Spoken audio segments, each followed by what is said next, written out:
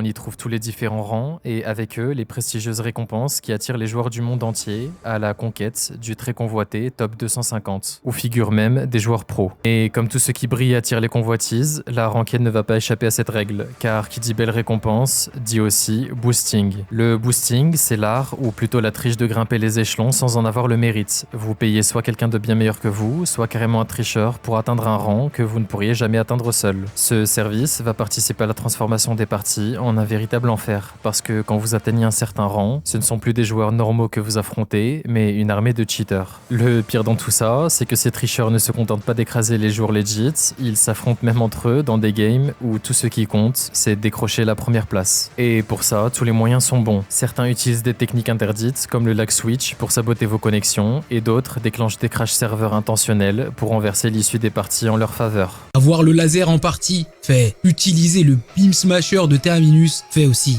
Et le pire de tous, et sûrement le plus ingénieux, c'est le lag switch. Le lag switch, c'est simple dans l'idée. Il crée un décalage réseau artificiel en perturbant la connexion du serveur ou de ses adversaires. Vous êtes figé, vos actions ne passent plus, mais le cheater, lui, continue à jouer normalement. Résultat, vous êtes une cible immobile, facile à éliminer. Ce cheat est souvent intégré directement dans des logiciels de triche modernes, à côté des classiques, comme l'aimbot ou le Wallach. Ce cheat est presque indétectable par Activision. Pourquoi? Parce que pour Ricochet, ça ressemble à un simple problème réseau ou à une instabilité de connexion. Résultat, les cheaters continuent à tricher sans être bannis, et les joueurs honnêtes en subissent les conséquences, surtout en ranked. Et le pire, c'est qu'Activision a avoué que Ricochet ne fonctionne pas face à ce type d'exploit. Une mise à jour est prévue pour la saison 2, mais en attendant, les cheaters ont encore la main mise sur le jeu.